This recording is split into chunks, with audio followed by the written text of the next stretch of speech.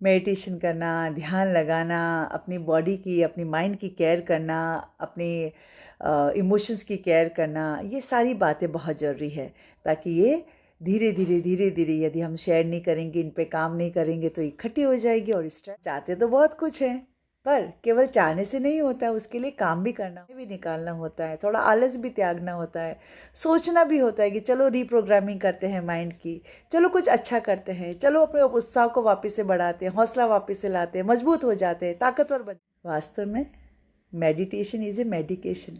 बहुत कुछ है कि ये करना चाहिए, वो करना चाहिए, ऐसा करे वैसा करे, इससे शांति मिलती है, उससे प्रसन्नता आती है, उससे हौसला बढ़ता है, उससे एक नई ऊर्जा एक्टिवेट होती है। पर करना नहीं चाहते, समय तो देना पड़ेगा। सच मानिए, मेडिटेशन करना कोई बहुत बड़ी वो नहीं, क्रिया नहीं है।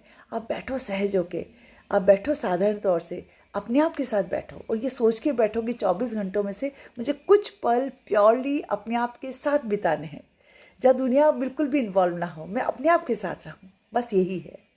हमको सबको पता है कि भगवान श्री कृष्ण ने कहा है कि इंद्रियां हमारी भागती है, मन पे लगाम लगाओ, मन पे लगाम लगाओ। तो मन के गुलाम नहीं बने, मन को अपना गुलाम बना ले, ये जैसा चाहे वैसा नहीं चले, हम इसको अपने कंट्रोल में लाएं, इस बात की समझदार रखें, रीप्रोग्रामिंग करें अपने माइंड को। करना भगवान श्री कृष्ण कहते हैं perfection in action, action with perfection, योग है कर्मेषु कौशलम। तो कुशलता आएगी कहाँ से? यदि अंदर का सारा मामला हमारा बिगड़ा हुआ है, हिला हुआ है, तो कुशलता आ ही नहीं सकती, शांति मिल ही नहीं सकती। कि जीवन में जो भी हमारे पास है उसमें संतोष भाव, सेटिस्फैक्शन बहुत ज़रूरी है, बस उसी की कमी हो रही है। हमारे प्रारब्ध के हिसाब से हमें जो कुछ भी मिला है बस उसको जी लें। हम पता नहीं कुछ और पाने के लिए भागे चले जा रहे हैं और अभी जो प्रेजेंट में हमारे पास है उसके साथ जी नहीं रहे, तो ऐसा तो नहीं होना। देखिए, हम उस परिस्थिति में अपने आप को नहीं लेके आ जाएं कि हमें सहारा लेना पड़े, डॉक्टर को जाके बोलना पड़े भाई नींद नहीं आ रही है, क्या करें, और दिमाग हमारा अशांत रहता है, गुस्सा आना, इरिटेशन होना, बातों को समझना नहीं, ऐसा स्वभाव हो जाना कि कोई हमारे साथ बैठना ही पसंद ना करे। आपको ऐसा बनाओ कि 10 जने क्या 100 जने आपके साथ कुछ पल बिताना चाहे, उनको आनंद आ जाए, कुछ ही पलों में आनंद आनिए। तो ये दिखावा छोड़िए, किसको दिखा रहे हम, क्या बहुत अच्छे हैं हम, उसी में हमारी भलाई है। और ऐसी सोच डेवलप कर लेना, ऐसे विचार बना लेना, ऐसी भावनाएं बना लेना, तो जीवन आसान हो जाए। होई वही सो राम रचि राखा, ये तो बहुत कहते हैं लोग बाग, बहुत सुनते भी हैं, पर हम कब समझेंगे कि कुछ चीज़ें हमारे हाथ में नहीं है तो उन्हें पकड़ने की कोशिश मत करो, जो हैं उनके साथ जी लो, चाहे वो हमारी फैमिली है, चाहे हमारा परिवार है, चाहे हमारा जॉब प्रोफाइल है, चाहे कुछ भी करे, सेटिस्फैक्शन।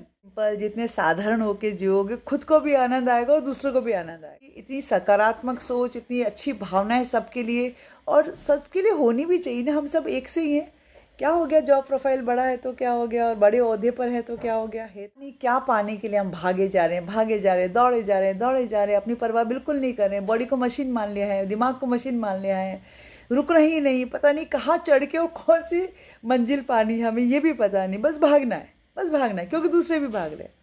तो इसमें कोई समझदारी नहीं है। कहने को तो हम कहते हैं हम पढ़े लिखे हैं, समझदार हैं, ज्ञान बहुत है, तो उस ज्ञान को भाई जब तक हम अप्लाई नहीं करेंगे या प्रैक्टिकली अपने जीवन के ऊपर, तो वो किस बात की शिक्षा, किस बात का फिर वो विद्या जो आपने प्राप्त करी, केवल डिग्री हासिल कर लो, जीवन में उसको अप्लाई भी करो तो जीवन आज सुधर जाएगा।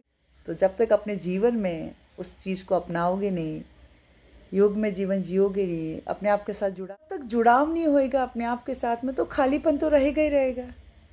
फिर हम दूसरों में वो जुड़ाव ढूंढने की कोशिश करेंगे कि दूसरा हमें कोई भर दे, क्योंकि अंदर से तो खाली है ना, इसलिए कंपनी ढूंढेंगे, और फिर एक्सपेक्टेशंस हमारी बढ़ जाएगी, हम पाना चाहेंगे, वो पूरी नहीं होगी तो फिर क्रोध आएगा। भगवान श्री कृष्ण गीता में यही कह रहे हैं, डिजायर्स, जितनी हमारी एक्सपेक्टेशन एक्टिविटी होएगी, हम उस चीज़ को डिमांड करेंगे, वो चीज़ हमें नहीं मिलेगी तो हम क्रोध आएगा, गुस्सा आएगा, अच्छा नहीं लगेगा, डिसअपॉइंटमेंट होगा, और फिर हमारी बुद्धि का हनन हो जाएगा।